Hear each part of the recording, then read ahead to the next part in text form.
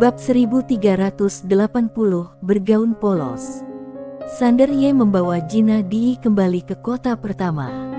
Setelah memberikan beberapa instruksi, dia kembali ke pagoda kecil. Sander Ye berpikir dalam hati, "King Xuan, bagaimana kabarmu sekarang?" King Xuan berkata, "Aku masih butuh sedikit waktu lagi, sedikit saja." Sander Ye berkata, "Jika kamu berhasil, seberapa kuat dirimu?" Setelah hening sejenak, King Xuan berkata, "Sejauh yang aku ketahui, aku dapat dengan mudah membunuh 3 kaisar agung dan bersaing dengan setidaknya 5 atau 6 kaisar agung. Jika aku berhasil, kekuatanku dapat ditingkatkan lebih jauh, dan aku dapat dengan mudah membunuh 7 atau 8 kaisar agung, setidaknya." Setelah berkata demikian, dia berhenti sejenak dan mengingatkan, "Tuan kecil, wanita tadi pasti telah melampaui kaisar agung." Sander Ye mengangguk, "Aku tahu. Kekuatan wanita itu pasti lebih dari sekedar kekuatan kaisar agung." King Xuan melanjutkan, "Tuan kecil, batas atas kekuatan tempurku masih bergantung padamu. Jika kamu kuat, aku akan lebih kuat lagi. Jika kamu lemah, pengaruhku tidak akan begitu kentara. Jika kamu juga bisa mencapai level Kaisar Agung, kita kalau bergabung maka Kaisar Agung tidak lebih dari seekor semut." Sander Ye tersenyum dan berkata, "Aku tahu, tapi aku butuh sedikit waktu." King Xuan berkata, "Aku tahu. Aku akan menunggumu." Sander Ye mengangguk, lalu dia menatap medan pertempuran di kehampaan. Pada saat ini, di antara 200 kultivator pedang di medan perang, lebih dari 20 dari mereka telah mencapai ranah kaisar. Hingga kini, hampir 60 kultivator pedang dalam kelompok ini telah mencapai tingkat kuasi kaisar. Berkembang dengan sangat cepat. Tetapi ada juga masalah baru, yaitu, dia sekarang sangat membutuhkan kristal kaisar dan esensi kaisar kelas atas. Tapi esensi kaisar hanya dapat ditemukan di tanah kuno. Sander Ye mengerutkan kening dalam. Haruskah dia menambahkan air ke esensi kaisar dan membuat 1 porsi menjadi 100 porsi? Memikirkan hal ini, dia menggelengkan kepalanya dan tersenyum, lalu merentangkan telapak tangan kanannya, dan seberkas jiwa pedang muncul di tangannya. Kekuatan pedang tak tertandingi. Dia juga sempat berpikir untuk menggabungkan ilmu pedang tak terkalahkan ke dalam tatanannya, tetapi dia tidak bisa melakukannya sekarang.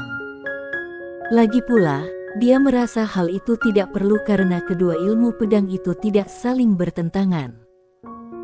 Seolah teringat sesuatu, dia tiba-tiba merentangkan tangan kirinya. Di telapak tangannya muncul seberkas jiwa pedang tatanan, ada sedikit warna merah di dalam jiwa pedang itu. Tatanan jahat. Sander Ye memandang sinar tatanan itu dan berpikir mendalam. Pagoda kecil tiba-tiba bertanya, "Apakah kamu ingin belajar dari Fa Fan dan melahap pikiran jahat?" Sander Ye mengangguk sedikit. Dia pernah mengalami kekuatan jalan jahat Fa Fan sebelumnya. Kekuatan itu begitu kuat sehingga dia masih merasa takut ketika memikirkannya. Terlebih lagi, kekuatan jalan jahat masih meningkat pada waktu itu. Jika dia tidak menyebarkan kultivasinya saat itu, dia tidak tahu sampai sejauh mana kekuatannya akan meningkat. Tepat saat pagoda kecil hendak bicara, Sander Ye menyingkirkan gumpalan jiwa pedang tatanan. Dia tersenyum dan berkata, "Jangan khawatir, Tuan Pagoda. Aku tidak akan melakukan sesuatu yang gegabah." Meski pikiran jahatnya sangat kuat, dia tidak dapat melakukannya dalam kondisi seperti saat ini. Jika dia secara paksa menyerap pikiran jahat, ditambah dengan garis keturunan iblis gila, dia pasti akan menderita serangan balasan. Dia benar-benar ingin menjadi lebih kuat, tetapi dia tahu betul bahwa tergesa-gesa akan menghasilkan kehancuran. Semakin sering seperti ini, semakin ia perlu menjaga pikirannya tetap tenang. Mendengar kata-kata Sander Ye, pagoda kecil itu menghela napas lega. "Takut." Sander Ye akan terprovokasi oleh wanita tadi dan membuat pilihan yang buruk. Tetapi, sekarang tampaknya setelah disiksa oleh Fasa Fan beberapa kali, si kecil ini telah banyak tumbuh dewasa dan tidak lagi seperti dulu ketika diprovokasi oleh orang lain. Tetapi jelas bahwa orang ini tidak acuh terhadap banyak hal, tetapi menyimpannya di dalam hatinya. Sander Ye tiba-tiba berkata, "Tuan Pagoda, jika kita menempatkan semua orang di 10 gurun ke dalam pagoda kecil." Pagoda kecil berkata dengan suara yang dalam, "Itu bukan tidak mungkin, tetapi ada 2 masalah yang perlu kamu pikirkan dengan jernih." "Sander Ye, kamu bilang." Pagoda kecil berkata, "Pertama, masalah rentang hidup." Setelah memasuki pagoda kecil, waktu berlalu dengan normal. Kebanyakan orang yang masuk pada dasarnya sudah meninggal saat mereka keluar. Sander Ye mengerutkan kening, "Kalau begitu, alam semesta Guanxuan." Pagoda kecil berkata dengan suara yang dalam, "Jangan khawatir, bibimu pasti akan mempertimbangkan hal ini. Jadi kurasa waktu saat ini di alam semesta Guanxuan seharusnya disinkronkan dengan waktu kita." Sander Ye mengangguk. Pertanyaan kedua adalah tentang energi spiritual, kan? Pagoda kecil berkata, "Ya, ada begitu banyak makhluk di seluruh 10 gurun. Jika kamu membawa mereka semua masuk, energi spiritual di sini akan habis, kecuali kamu memindahkan semua urat spiritual dan urat kaisar dari seluruh 10 gurun ke sini. Meski begitu, kamu harus mengerti bahwa mudah untuk masuk, tetapi sulit untuk keluar. Setelah kamu memberi mereka kecurangan ini, mereka akan ketagihan jika kamu tidak memberikannya kepada mereka, mereka akan mengeluh." Setelah Sander Ye merenung sejenak, dia berkata, "Tuan Pagoda sangat bijaksana." Pagoda kecil melanjutkan, "Ada masalah terbesar lainnya, yaitu bahwa dunia di dalam menara bukanlah alam semesta yang tak terbatas. Ada terlalu banyak orang, dan aku tidak dapat mengatasinya. Apakah menurutmu aku, Tuan Pagoda, tidak terkalahkan?" Sander Ye berkata dengan serius, "Dalam hatiku, Tuan Pagoda memang seperti ini." Pagoda kecil tertawa dan memarahi, "Jangan menyanjungku, aku tidak akan tertipu." Sander Ye tersenyum, lalu berkata, "Aku masih merasa masalah ini terlalu sederhana. Sepertinya untuk saat ini, hanya sedikit orang yang bisa datang untuk berlatih." Pagoda kecil berkata, "Aku tahu kamu ingin meningkatkan kekuatanmu karena peradaban Suiming, tetapi seperti kata pepatah, tergesa-gesa akan menghasilkan kehancuran. Jangan mengacau. Lagi pula, kamu punya bibi yang akan menopang langit jika langit runtuh, jadi tidak ada yang perlu ditakutkan." Sander Ye tertawa terbahak-bahak. "Setelah mendengar penghiburanmu, Tuan Pagoda, tiba-tiba aku merasa itu bukan apa-apa." Pagoda kecil mendesah pelan, "Hei, aku tahu apa yang ada di pikiranmu. Kamu tidak boleh terlalu bergantung pada bibi dan ayahmu. Ini adalah hal yang sangat baik, tetapi kamu juga harus memahami bahwa mereka bukanlah orang luar, tetapi kerabat terdekatmu." Sander Ye mengangguk, "Tuan Pagoda, aku tahu ini, tetapi kita tidak bisa begitu saja melepaskan mereka saat kita menghadapi kesulitan yang tidak dapat diatasi, bukan? Sama seperti sebelumnya, saat aku marah di depan wanita berbaju merah itu, jika aku memanggil ayah atau bibi, aku pasti bisa melampiaskan amarahku, tetapi apa gunanya? Kamu juga mengatakan sebelumnya bahwa lebih menarik untuk mendapatkan kembali gengsi yang telah hilang, bukan?" Pagoda kecil berkata, "Tentu saja aku mengerti maksudmu, tapi aku takut kamu akan mendapat terlalu banyak tekanan dan berakhir seperti ayahmu." Sander Ye tersenyum dan berkata, "Tuan Pagoda, tenanglah. Aku akan bersikap bijaksana dalam apa yang kulakukan dan tidak akan kehilangan ketenanganku. Tetapi, aku harus siap menghadapi bahaya. Aku harus merencanakan masa depan dengan hati-hati, ini bukan hanya tentang tanah kuno, tetapi juga tentang pemilik pena Tao dan fasa Fan yang bersembunyi dalam kegelapan.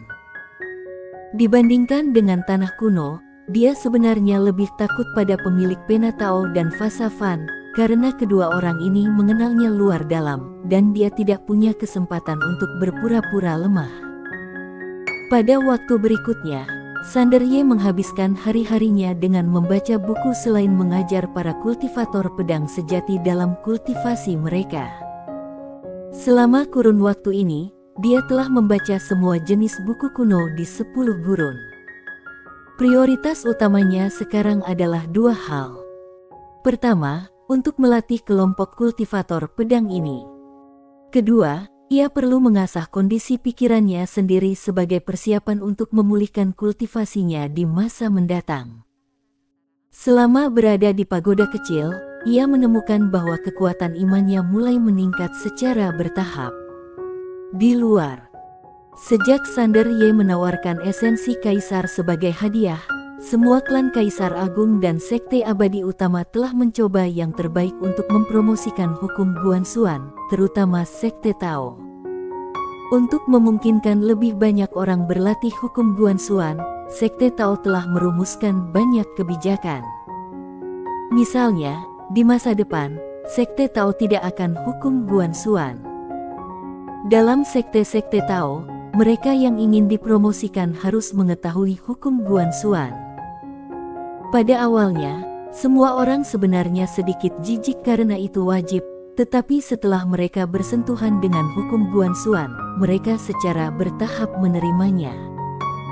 Karena tingkat metode kultivasi hukum Guanxuan sendiri tidak rendah, itu sangat membantu mereka.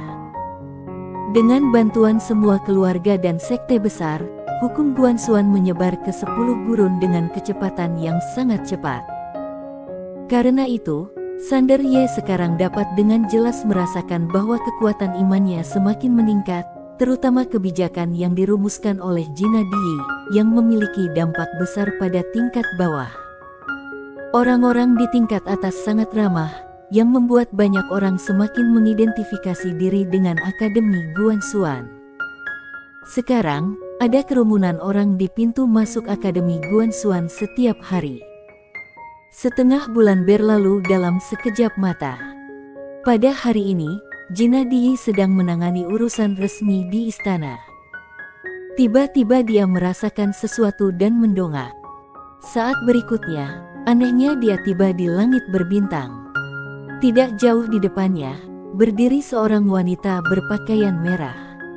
Ketika dia melihat wanita itu, ekspresi Jina Di tiba-tiba berubah sedikit. Wanita berbaju merah itu tersenyum dan berkata, "Jangan gugup, aku tidak akan menyakitimu." Jina Di berkata dengan suara yang dalam, "Apakah ada masalah, Tuan?" Wanita berbaju merah itu berjalan mendekatinya. Dia menatap Jina Di dan berkata sambil tersenyum, "Aku ingin kamu ikut denganku." Nada bicaranya tidak meninggalkan ruang untuk keraguan. Jina Di Zhao mengerutkan kening, "Pergi." Wanita berbaju merah mengangguk, "Ikuti aku ke tanah kuno." Pergi ke tanah kuno. Jina Di tertegun.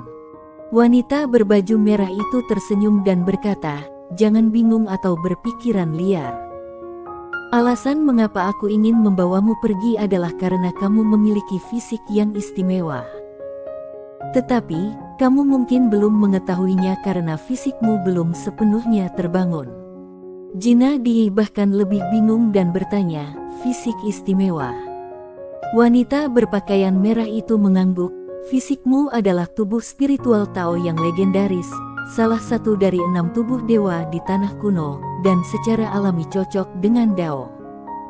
Sekarang kamu tahu mengapa kamu mampu mencapai apa yang disebut ranah kaisar di usia yang begitu muda, kan?" Jina Di melirik wanita berbaju merah dan tidak berkata apa-apa. Wanita berpakaian merah itu tersenyum dan berkata, "Aku tidak sedang bernegosiasi denganmu.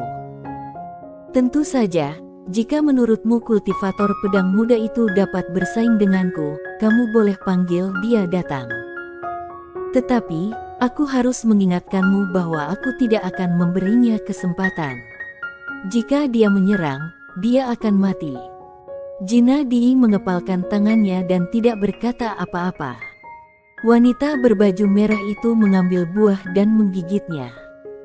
Dia tersenyum dan berkata, "Di sini, paling banter kamu bisa menjadi kaisar agung, tetapi jika kamu mengikutiku ke tanah kuno, potensimu akan tak terbatas. Kamu akan benar-benar mengerti betapa benarnya pilihanmu hari ini." Jina Di menatap kota pertama, tangannya masih terkepal. Wanita berbaju merah itu tersenyum dan berkata, "Sudahkah kamu memikirkannya?" Jina Di menatapnya, "Apakah aku punya pilihan lain?" Wanita berbaju merah itu tertawa, "Tentu saja tidak." Jina Di berkata, "Bisakah aku mengajukan permintaan?" Wanita berbaju merah menggigit buah itu dan berkata, "Kalau orang lain, pasti tidak akan berhasil karena aku tidak suka tawar-menawar, tapi kamu bisa." Jina Di mengangguk, "Aku ingin beberapa esensi kaisar." Wanita berbaju merah itu mengernyit, "Untuk apa kamu menginginkan sampah seperti itu?" Jina Di menatapnya, "Apakah kamu punya?" Wanita berpakaian merah itu tertawa dan berkata, "Aku sendiri tidak punya barang-barang seperti itu, tapi aku membunuh beberapa orang sebelum aku datang ke sini dan mengambil cincin penyimpanan mereka. Orang-orang itu berstatus tinggi, jadi mereka seharusnya memilikinya. Coba aku lihat." Sambil berbicara, dia mengeluarkan 3 cincin penyimpanan dan melirik, kemudian dia menepukkan tangan pelan, lalu 200 esensi kaisar terbang keluar dari mereka dan mendarat dengan mantap di hadapan Jina Di. 360 esensi. Jina Di sangat terkejut ketika dia melihat esensi kaisar di hadapannya. Terlebih lagi, esensi kaisar ini berwarna ungu tua, jauh lebih baik daripada yang diberikan oleh tahta Raja Suci. Tidak, mereka bahkan tidak berada pada level yang sama. Dan pada saat ini, Sander Ye tiba-tiba muncul tidak jauh dari sana. Ketika Sinamu mengetahui bahwa Jina Di tiba-tiba menghilang, dia segera memberitahu Sander Ye. Sander Ye segera meminta Tuan Pagoda untuk menemukan Jina Di dan kemudian membawanya. Ketika dia melihat wanita berpakaian merah, wajahnya menjadi gelap. Wanita berbaju merah itu melirik Sander Ye dan berkata sambil tersenyum, "Gadis ini baru saja berjanji untuk pergi ke tanah kuno bersamaku. Masalah ini tidak ada hubungannya denganmu. Jangan mencari kematian, haha. Pergi ke tanah kuno." Sander Ye menoleh untuk melihat Jina Di. Jina Di meliriknya dan mengangguk.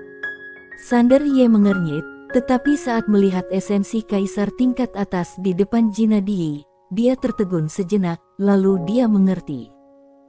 Dia menatap Jina Di, "Jadi itu sebabnya, aku benar-benar tidak bisa memberikan apapun kepada Nona Jina." Air mengalir ke tempat yang rendah, dan orang-orang pergi ke tempat yang tinggi. "Aku berharap ketua klan Jina memiliki masa depan yang cerah." Setelah berkata demikian, dia berbalik dan menghilang tak jauh dari situ. Di belakangnya, darah di wajah Jina Di tampak terkuras habis, dan dalam sekejap berubah menjadi putih salju. Setelah kembali, Sander Ye tiba-tiba berhenti. Setelah terdiam sejenak, dia menggelengkan kepalanya pelan dan mendesah pelan, "Kenapa aku harus seperti ini? Bahkan jika kami tidak bisa bersama, juga harus berpisah." Setelah berkata demikian, dia berbalik dan kembali ke langit berbintang. Pada saat ini, Jina Di dan wanita berpakaian merah telah menghilang. Sander Ye memandang sekelilingnya dalam diam untuk waktu yang lama, mendesah lagi, lalu berbalik dan pergi. Setelah kembali ke keluarga Di, Sander Ye sedikit kesal. Pada saat ini, Dini Di tiba-tiba muncul di depannya. Sander Ye hendak berbicara ketika Dini Di mengeluarkan cincin penyimpanan dan menyerahkannya kepadanya. Sander Ye sedikit bingung, "Apa ini?" Dini Di menatapnya, matanya merah, kakak memintaku untuk memberikannya padamu. Jina Dii. Sander Ye mengambil cincin penyimpanan itu dan cincin penyimpanan. Ketika dia melihat apa yang ada di dalam cincin penyimpanan itu, dia tercengang. Terdapat total 361 esensi Kaisar Tao di atas cincin penyimpanan. Sander Ye tersambar petir, seperti patung kayu atau tanah liat. Ada 30-60 Kaisar Tao, dan di antara semuanya, ada satu esensi Kaisar yang tingkatnya benar-benar berbeda dari yang lain. Itulah yang dia berikan padanya di awal. Sekarang, dia mengembalikannya padanya. Sander Ye mencengkeram cincin penyimpanan erat-erat dan menatap Dini Dii. Di mana dia? Dini Dii menggelengkan kepalanya. Dia sudah pergi. Sander Ye tiba-tiba berbalik, dan dengan bantuan Tuan Pagoda, dia menghilang di ujung galaksi. Setelah tiba di langit berbintang, dia melirik galaksi di sekitarnya. Tuan Pagoda. Setelah beberapa saat, pagoda kecil berkata dengan suara yang dalam, "Aku tidak bisa merasakan kehadiran mereka. Wanita itu terlalu kuat. Aku khawatir dia sudah meninggalkan 10 gurun." Meninggalkan 10 gurun. Sander Ye memegang erat-erat cincin penyimpanan di tangan kanannya dan tetap di tempatnya. Pada saat ini, ruang dan waktu di depannya tiba-tiba beriak, dan saat berikutnya, wanita berpakaian merah tiba-tiba muncul di depannya seperti hantu. Sander Ye menyipitkan matanya sedikit, dan pedang Kingsuan di tubuhnya siap digunakan. Wanita berbaju merah itu menatap Sander Ye, "Jika aku membunuhmu, itu akan merendahkan martabatku. Tetapi, jika aku tidak membunuhmu, aku khawatir gadis itu akan terperangkap oleh cinta di masa depan. Jadi, mengapa kamu tidak bunuh diri saja?" Sander Ye menatapnya dengan mata tenang, dan pedang Kingsuan di tubuhnya siap menyerang kapan saja. Wanita berbaju merah itu tersenyum dan berkata, "Tidak mau."